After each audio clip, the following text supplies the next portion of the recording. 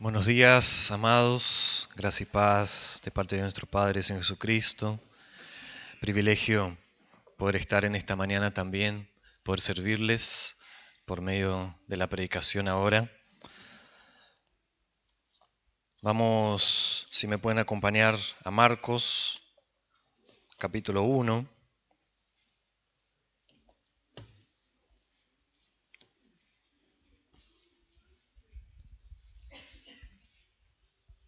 Marcos, capítulo 1, versículos 12 y 13 será la exposición. Nuestro hermano Luis ha estado leyendo hasta el 11, para que tengamos un poquito más de contexto, y ahora voy a hacer referencia. Versículos 12 y 13, dice así la palabra del Señor. Enseguida el Espíritu lo impulsó a ir al desierto, y estuvo en el desierto 40 días, siendo tentado por Satanás, y estaba entre las fieras, y los ángeles le servían. Hasta ahí, oremos. Padre, gracias por tu amor, Señor, por tu bondad, y porque podemos estar juntos, estar reunidos en esta mañana. Señor, por el privilegio y la gran responsabilidad también, Señor, que me das en esta mañana de poder exponer tu palabra, oh Dios. Yo te pido, Señor, en este momento, sin la asistencia de tu Santo Espíritu, para poder hacerlo. Señor, que pueda obrar también en los corazones, para que sean edificados por tu palabra, Señor. Para que tu palabra, Señor, pueda cambiar sus corazones, Señor. Si hay entre nosotros aquellos, Señor, que aún no te conocen, Señor, que puedan tener convicción de pecado en esta mañana, puedan correr, Señor, a ti en arrepentimiento y fe, Señor. Obra en nuestro medio, Dios, para tu gloria, en Cristo Jesús. Amén. Un poquito del propósito nada más del Evangelio de Marcos, antes de entrar. Marcos es muy breve, es un evangelio muy práctico, ¿no?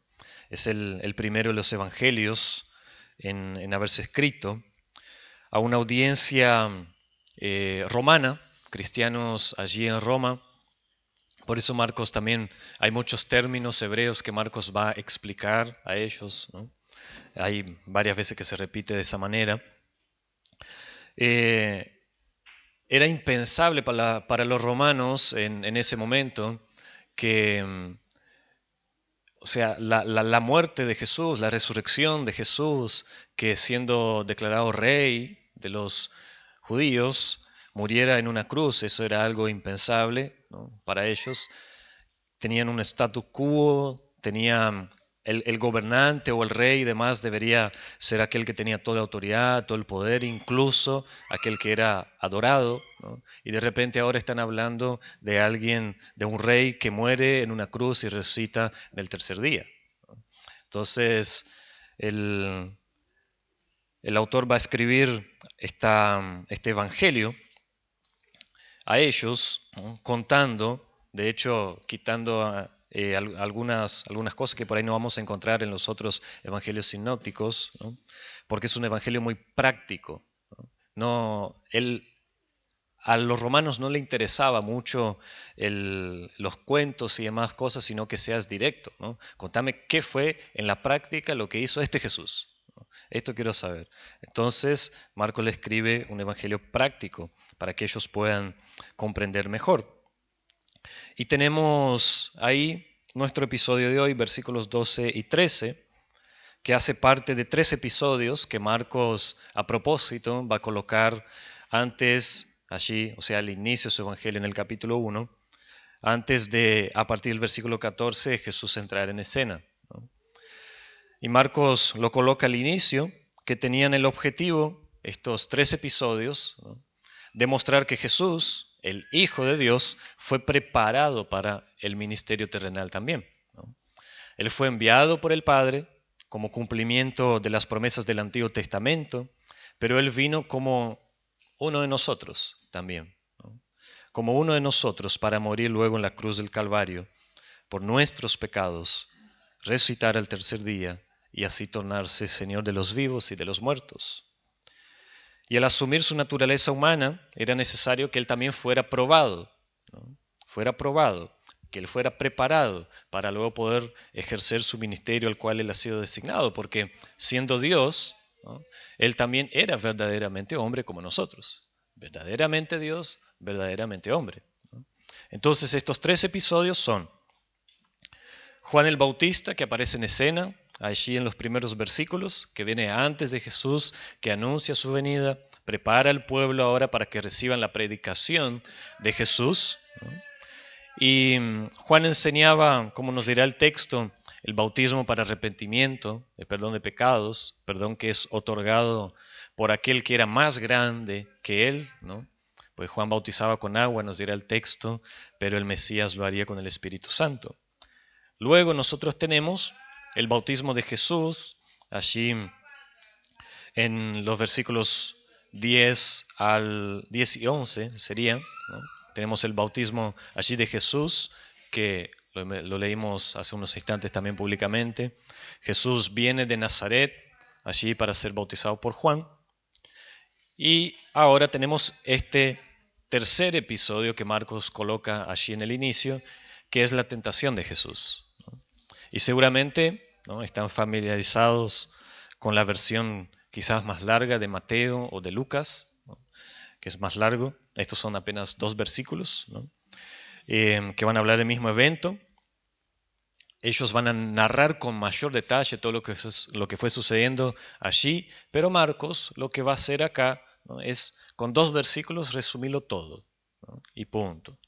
Pero a pesar de ser bien resumido, ¿no?, Marcos trae informaciones que son preciosas también acerca de nuestro Señor y Salvador Jesucristo y también de ese momento, ¿no?, ese momento de la tentación, algo crucial e importante también en su vida. Y lo primero, yo lo he dividido en 4 puntos, estos pasajes. Primero nosotros tenemos, ahora vamos a ir tratando cada uno de ellos, tenemos la ocasión de la tentación.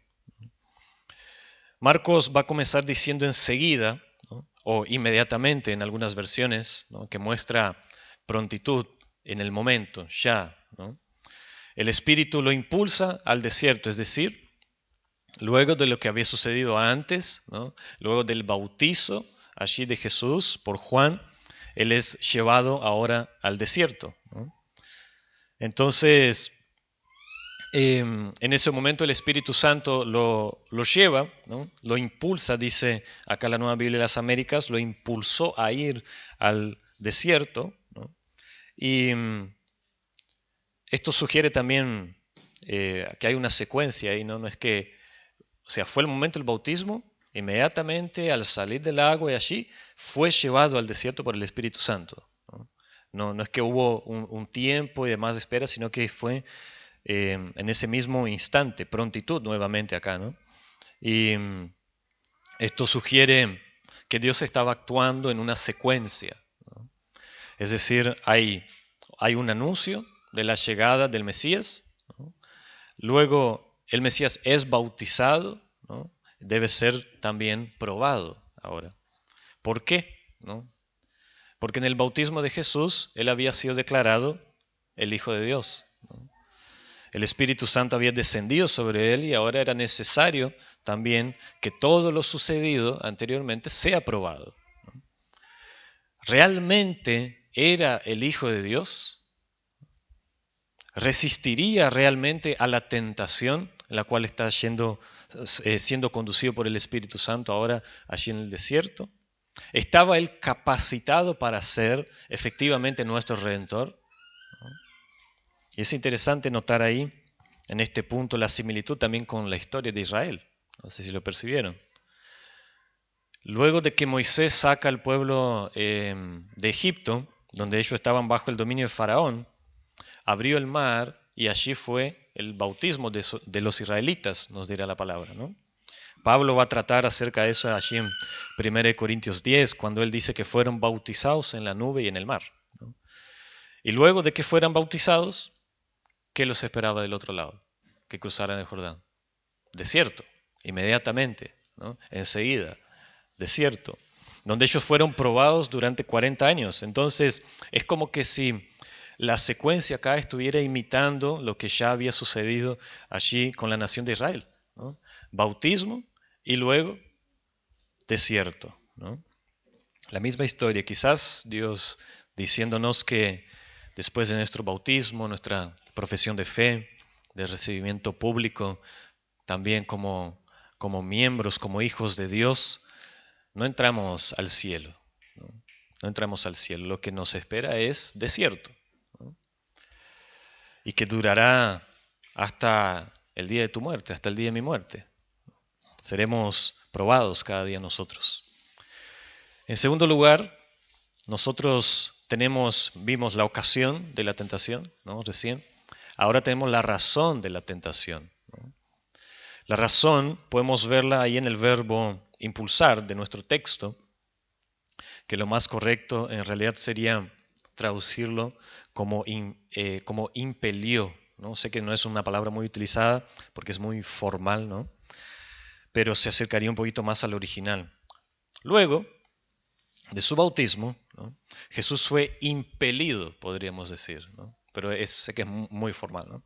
Fue impelido por el Espíritu Santo a ir al desierto, ¿no? Impeler es un verbo con más peso, ¿no? Con más fuerza que simplemente decir que lo impulsó. El propio Marcos va a usar varias veces el verbo ekbalei, que es el original, ¿no? Que significa literalmente arrojar, expulsar o echar fuera, ¿no? Esto vamos a ver siempre en el Evangelio de Marcos.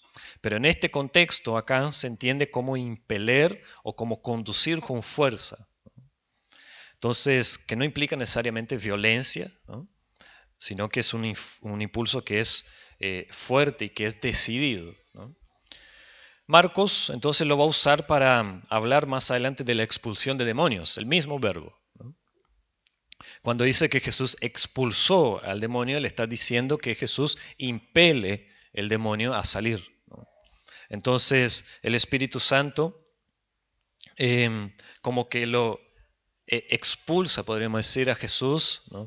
Con fuerza, lo conduce con fuerza para que vaya allí al desierto para ser probado. Mateo y Lucas acá, ¿no? Que fueron escritos después de Marcos, ¿no? Pareciera que ellos van a, como que se entienda bien esto, ¿no? Van a suavizar un poquito ahí el lenguaje, ¿no? que va a usar Marcos, ¿no? Va a suavizar un poquito Mateo y Marcos, porque Mateo dice que Jesús fue llevado por el Espíritu Santo, ¿no? Y Lucas, perdón, va a decir que Jesús fue guiado por el Espíritu Santo para ir allí al desierto. Pero Marcos no va a ser de esa manera, no va a suavizar. Él va a decir, ¿no?, que Jesús fue impelido, o sea, decididamente, con fuerza, Jesús fue conducido al desierto, ¿no? ¿Qué será que quería decirnos Marcos al usar este verbo y hablar de esta manera a nosotros, ¿no? No era que Jesús estaba siendo llevado contra su voluntad, pero sí quiere decir que el Espíritu Santo, de una manera firme, de una manera irresistible, lo conduce a él al local de la tentación, indicando ahí que la misma era algo que era inevitable y Jesús debía pasar por ella, ¿no? Entonces el Espíritu Santo obra allí, conduce de forma irresistible a Jesús, de manera que al salir del agua inmediatamente es conducido al desierto. Entonces puede surgirnos la pregunta, ¿por qué el Espíritu Santo va a hacer esto? ¿Por qué era inevitable la tentación? ¿No podría haber pasado de otra manera? Y tres cosas nosotros sabemos al respecto acá. Y la primera es que esto sucede para que Jesús venciera en el mismo test que el primer hombre falló. Jesús es llamado, ¿no?, el segundo Adán en la Biblia. Y hay una relación entre Adán y Jesús todo el tiempo, ¿no? Adán fue el primer hombre creado, el representante de la humanidad, y también fue tentado por Satanás en el Edén. El primer hombre falló. Y a causa de eso el pecado entró al mundo y por el pecado la muerte, ¿no? Y acá estamos Y toda la miseria, toda la desgracia, todo el sufrimiento que nosotros experimentamos hoy, ¿no?, es el resultado de que el primer hombre falló, cayó. Él cedió ante la tentación de Satanás, ¿no? Entonces, Dios envía un segundo Adán, que es cabeza ahora de una nueva raza, que es la iglesia. Y de la misma manera también es probado, ¿no? ¿Será que él vencerá la tentación? ¿No? Por eso que el Espíritu Santo ahí lo va a conducir al desierto, porque era necesario que eso sea probado también. Segundo, era necesario que él venciera a Satanás, o por lo menos allí, ¿no?, que él venciera a Satanás. Satanás se convierte en el príncipe de este mundo, el espíritu que obra en los hijos de desobediencia, en aquellos que no están en Cristo, ¿no? Él es el engañador del mundo que mantiene a las naciones cautivas, es mentiroso, es destruidor, es enemigo de Dios y quiere destruir a la raza humana, ¿no? Entonces, para que Cristo pueda redimir, para que Cristo pueda salvar a la raza humana, Él tenía que vencer a Satanás, podríamos decir, un face to face, un frente a frente, un mano a mano, ¿no? Tenía que vencer a Satanás, un combate, podríamos decir, allí en el desierto, ¿no? Y de hecho, a partir de la victoria de Cristo, ¿no?, allí en ese conflicto, veremos que Jesús luego va a salir de allí, ¿no? Y a partir del versículo 14 en adelante, Él sale ahora y va a ir a saquear la casa de Satanás, ¿no? Él expulsará demonios, expulsará a Satanás de las personas, libertará a los pecadores, rescatará a los perdidos, anunciará el reino de Dios y finalmente en la cruz Él aplastará la cabeza de la serpiente. Pero allí mismo en el desierto ya comienza esta batalla que era necesaria y que comience a vencer para poder ser hecho el redentor también de cada uno de nosotros, de la humanidad. Pero también hay una tercera razón allí por la que Él es conducido al desierto por el Espíritu Santo. Por eso el Espíritu Santo lo lleva. Es porque Él necesitaba también aprender a ser tentado. Él tenía que soportar las tentaciones. Él tenía que soportar las tentaciones para que un día Él pudiera ser nuestro intercesor. En Hebreos 2, versículos 17 al 18, no lo vamos a leer, y en Hebreos 4, para aquellos que anotan y quieran ir luego, el autor de Hebreos nos va a enseñar allí y también nos anima a que nosotros, ¿no?, nos aproximemos de Jesús cuando nosotros seamos tentados. ¿Por qué? Porque Él también fue tentado. Entonces Él sabe, ¿no? Él también fue tentado. Él sabe muy bien lo que es ser tentado. Así como nosotros, Él también pasó muchas tentaciones y las venció, ¿no? Él entiende nuestra situación, ¿no?, perfectamente. Él entiende nuestra situación, Él sabe lo que es ser tentado por Satanás y por lo tanto puede ofrecernos socorro, una salida real porque se identifica con nosotros. Entonces, no solo para que fuera nuestro Salvador, sino también mediador, intercesor, ¿no?, era necesario que Él fuera al desierto y pase por esta probación, por esta tentación. Él debe pasar un tiempo de prueba allí. Tercero, que sería nuestro tercer punto, ¿no?, lo demás era es el lugar de la tentación, ¿no? Vimos ya allí la ocasión de la tentación con otros puntos también, ¿no?, que no fui mencionando. Luego nosotros vimos también la razón de la tentación, ¿no?, también con sus puntos que sí fui mencionando. Y ahora tenemos el lugar de la tentación y vamos a centrarnos un poquito acá. Marcos nos va a informar que el lugar de la tentación donde el Espíritu Santo lo va a conducir es el desierto, ¿no? Es claro nuestro texto. Y acá hay que entender, hermanos, que cuando habla realmente acá de desierto, ¿no?, es la parte más inhóspita del desierto, ¿no? Es lo más adentro del desierto que podrían llegar, ¿no? Porque en el desierto ellos ya estaban, ¿no? En el desierto ya estaban, ¿no?, porque Juan el Bautista estaba bautizando allí en el desierto. Entonces, lo que está haciendo acá es referencia a lo más inhóspito, lo más profundo del desierto, ¿no? ¿Y por qué tiene que ser un desierto para la tentación de Jesús? ¿No? Y yo acá pienso en algunos motivos. Primero, para que la tentación fuera más severa. Allí no había alimentos, no había agua. Las condiciones de descanso, las condiciones de reposo eran extremadamente precarias. Demasiado calor de día, demasiado frío por la noche, la amenaza de animales salvajes en ese momento, ¿no? Y ese fue el lugar donde el Espíritu Santo lo impele, lo lleva, lo conduce, ¿no? Y también pienso que hay algunos simbolismos por acá. Pensemos en esto, ¿no? Adán fue tentado en el jardín, ¿no?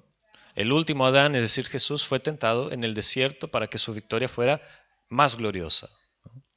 En el jardín era más fácil quizás resistir. Ser tentado en el desierto ya era algo más difícil.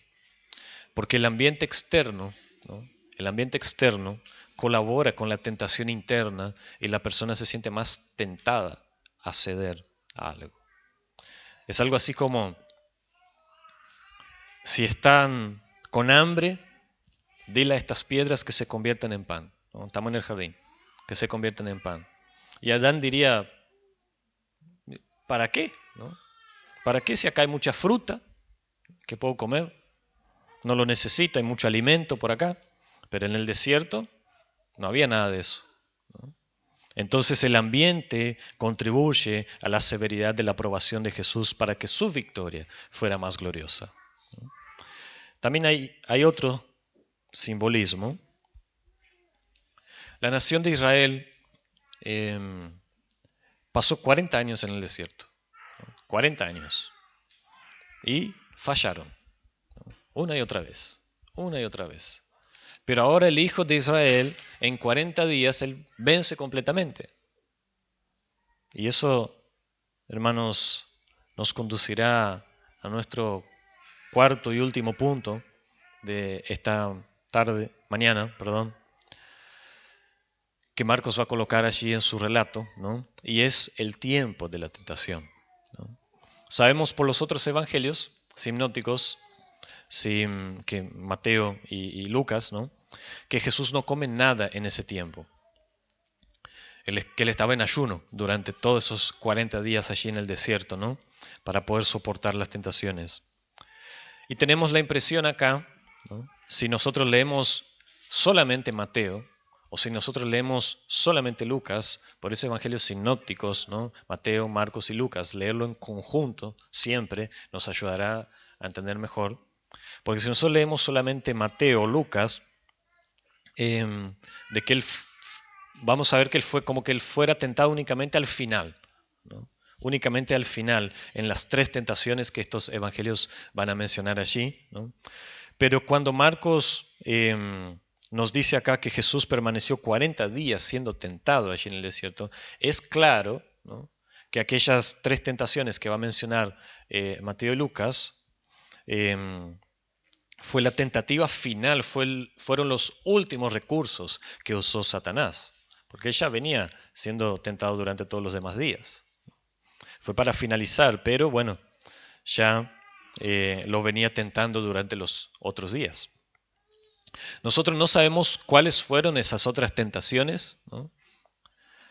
Pero allá en Hebreos 4, ¿no? Dice que él fue tentado de muchas formas, ¿no? Que fue tentado de muchas formas y que por eso él puede socorrernos a cada uno de nosotros. ¿Por qué 40 días? ¿No? Podría surgir la pregunta nuevamente. Y una vez más pienso que acá hay como una relación ahí con 3 eventos del Antiguo Testamento que están relacionados con 40 días, ¿no? Y el primero de ellos es que la ley de Moisés, ¿no? La ley de Moisés, ¿no? Fue dada también en esos 40 días que Moisés estuvo allí en el monte sin comer. 40 días estuvo él en lo alto del monte Sinaí para recibir la ley, ¿no? La gracia viene ahora por medio de Jesús, que cumplió esa ley durante esos 40 días. Él cumplió la ley que fue dada en 40 días, ¿no? Siendo tentado 40 días en el desierto. Segundo, pensemos en uno de los mayores profetas del Antiguo Testamento, que caminó sin comer durante 40 días para un encuentro con el Señor en la lucha contra los falsos profetas, Elías. Jesús, que es mayor que Elías, ¿no? Es el mayor de todos los profetas del Señor, vence a Satanás después de 40 días de guerra espiritual. Tercero, como ya había mencionado antes, Israel, que pasó estos 40 años en el desierto siendo preparados para entrar ahora a la tierra prometida, ¿no? Jesús de la misma manera fue probado por 40 días para ahora poder darnos acceso a la tierra prometida, a la Canaán celestial. Todo esto apunta a Jesús, ¿no? Como siendo el que vino a cumplir todas las profecías, aquel que cumple todas las tipologías, ¿no? Todas las sombras del Antiguo Testamento, símbolos del Antiguo Testamento en lo que hace referencia a la redención. Permaneció entonces en el desierto 40 días siendo tentado, nos dice el versículo 13, por Satanás, y dirá luego, y estaba entre las fieras, ¿no? Y los ángeles lo servían. Así es como termina allí en el versículo 13. ¿No? Y acá voy a destacar 4 cositas dentro de este punto. Y primero, que fue tentado por Satanás, ¿no? Esto, a esta altura ya todos lo sabemos, ¿no? La palabra Satanás, ¿no? Significa adversario, ¿no? Y es el nombre que nosotros damos a aquel ángel caído, aquel demonio, ¿no? Que es el líder de las fuerzas del mal, el príncipe de este mundo, el que es enemigo de Dios y de los hombres, llamado también diablo, ¿no? Engañador, maligno, antigua serpiente, hay varios nombres que se refieren a él, ¿no? ¿Y por qué Jesús debía ser tentado por él específicamente? ¿No? Porque fue Satanás quien tentó y venció a Adán. Y ahora, ¿no? ¿Qué sucede? Es el mismo que ahora viene y va a tentar a Jesús, ¿no? Es un espíritu inmortal que estaba allí en el desierto para tentar a Jesús. Por la caída de Adán se le concedió a Satanás, ¿no? El poder sobre la humanidad, porque Satanás oprime, Satanás engaña, Satanás corrompe, Satanás posee y Satanás también conduce a muerte a aquellos que están sin Dios.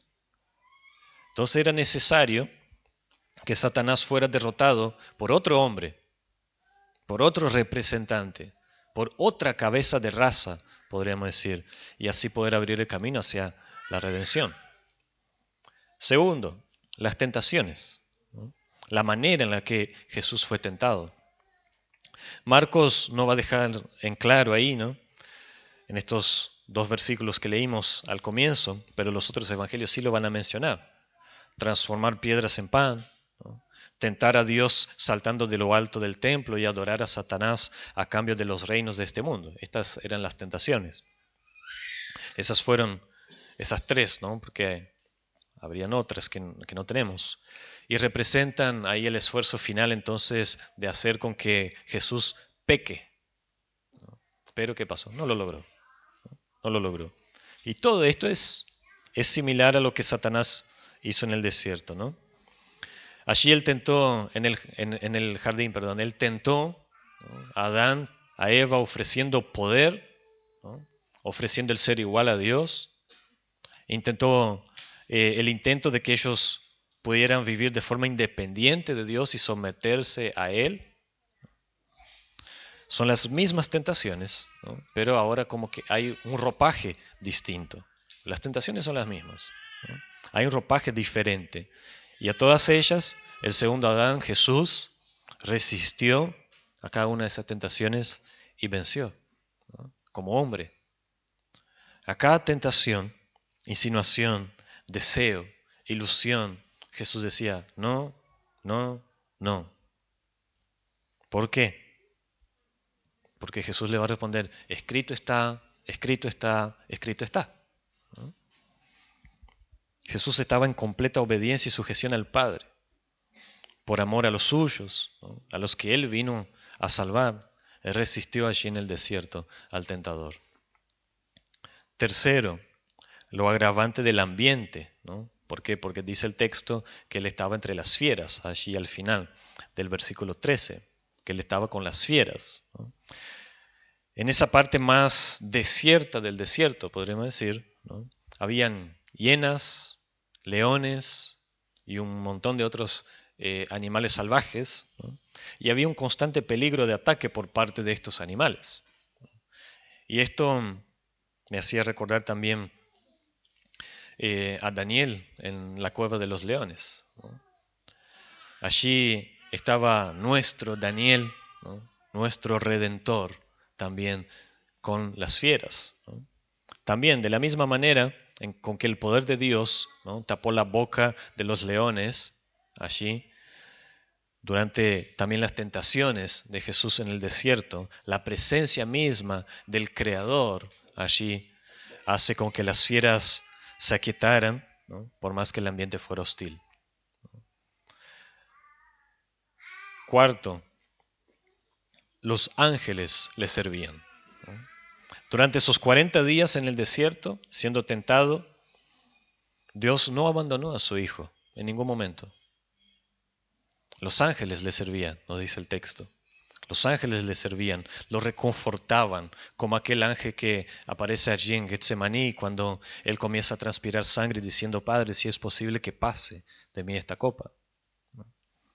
Lucas nos dice que vino un ángel del cielo y lo reconfortaba a él. Entonces, durante estos 40 días, estos espíritus son enviados por Dios para reconfortarlo, para fortalecerlo en aquella lucha intensa que él estaba librando en contra de Satanás en estos 40 días. Allí, en el desierto, el destino de la humanidad estaba siendo definido, aunque la victoria ya había sido decretada por Dios. Hermanos, Marcos no nos va a decir, si lo han notado, sobre la victoria de Jesús. No habla de eso. No nos va a hablar acerca de la victoria de Jesús.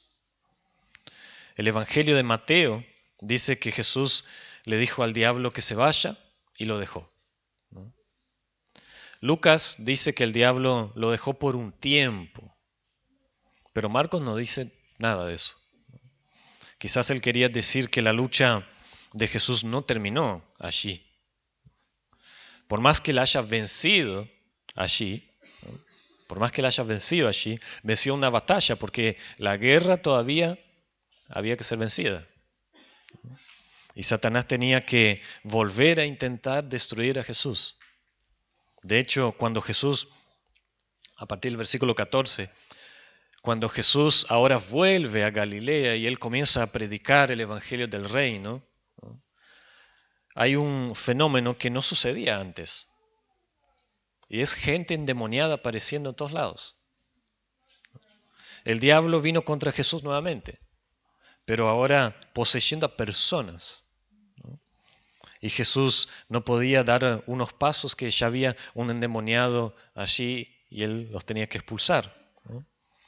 Y no solo eso, sino que el diablo también vino por medio de los fariseos. También vino por medio de los líderes religiosos que se levantaron en contra de Jesús para hacerlo desistir. Y no solo eso, inclusive por medio de los amigos de Jesús. El mismísimo Pedro, ¿no? Si recuerdan, el mismísimo Pedro en una ocasión fue usado por Satanás para intentar lograr que Jesús desistiera de la cruz. Y finalmente, Satanás entra en Judas, quien traicionó a nuestro Señor. Y al hacer eso, ¿no? También no sabía que se estaba dando un tiro al pie, ¿no? Ahí, un tiro a la cabeza, de hecho, podría ser. Pero en todo, Jesús fue vencedor. Él nunca cedió ante la tentación. Fue obediente al Padre y por eso es que Él pudo morir en la cruz como nuestro representante. Porque si Cristo hubiera cedido ante las tentaciones como hombre, se convertiría en pecador. Y al morir en la cruz, ¿qué sucedería? Apenas estaría recibiendo el castigo que su pecado merecía. Pero como Él no tenía pecado, como obedeció perfectamente, Él va a la cruz puro, perfecto, inocente, victorioso. Y su muerte ahora puede ser aplicada, puede ser atribuida como el pago del pecado de muchos. Y es por eso que su sacrificio tiene valor para nuestra redención, porque nuestra muerte, nuestro castigo, ¿no?, son imputados a Él, caen sobre Él. Y en la cruz Él lleva con nuestros pecados y recibe el castigo que nosotros merecíamos. Entonces, Dios mira a Jesús y ve nuestra culpa, ¿no?, nuestro castigo siendo llevado sobre Él. Entonces, por la obediencia de Cristo, ¿no?, ahora nosotros somos libres. La obediencia de Cristo es la base de nuestra salvación. Si Él no hubiera vencido a Satanás, no podríamos nosotros ser redimidos. ¿Qué podemos aprender con esto? Y voy cerrando. ¿Qué podemos aprender sobre nuestro Redentor a partir de estos 2 versículos? Que Él realmente era como uno de nosotros. Él fue tentado como lo somos tentados nosotros. Él sintió el poder y la fuerza de la tentación como nosotros. Aunque Él no pecó nunca, ¿no?, porque era perfecto, porque era Dios. Él resistió todo y ahora puede redimir completamente a aquellos que creen en Él. Él puede socorrer también a los que le pertenecen cuando son tentados. Y solamente a modo de algunas aplicaciones, seguramente ya han escuchado hablar sobre batalla espiritual. Eso es una realidad, ¿no? Pero lamentablemente el concepto de batalla espiritual ha sido muy, pero muy distorsionado, ¿no?, en algunas iglesias, que van a reducir la batalla espiritual, ¿no?, van a reducir la batalla espiritual a lo que nosotros tenemos que hacer, ¿no?, que es impeler, dar órdenes, ¿no?, es decir, expulsar nosotros al devorador, al destruidor, aquel que corrompe, ¿no?, aquel que consume nuestros bienes materiales, ¿no? Entonces, para muchas personas en varias iglesias, la batalla espiritual se trata de expulsar demonios, ¿no? Expulsar un demonio que te había quitado la salud, que está perjudicando tus negocios, ¿no?, o que está estorbando quizás tu matrimonio, ¿no? Amados, esto que voy a decir es batalla espiritual. La lucha para no caer en tentación, para resistir al diablo, para no ser llevado por sus mentiras, para mantenernos puros y fieles delante de Dios. Esa es la verdadera batalla espiritual. Segundo, otra aplicación más, la importancia de estar preparados, ¿no?, la importancia de estar preparados. A veces el Espíritu de Dios nos conducirá al desierto, ¿no?, nos llevará al desierto. No creamos que la vida cristiana es color de rosas, ¿no? Hay un himno que habla acerca de colores rosas, pero es allá de la Jerusalén celestial, ¿no? Pero acá no, ¿no? No es un mar de rosas, no es que todo te irá bien y felicidad tras felicidad todo el momento, ¿no?, que no habrá ningún problema, que no habrán pruebas y todo lo demás que enfrentamos, ¿no? Y no sé, pero si alguien te ha dicho, debería ser, pienso yo, procesado por propaganda engañosa, ¿no?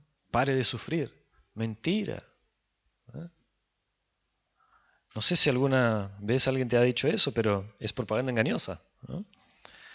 El Espíritu de Dios te llevará al desierto y allí vas a ser tentado, y a veces no son 40 días, ¿no?, son años de pruebas, de circunstancias donde tu fe es probada, ¿no?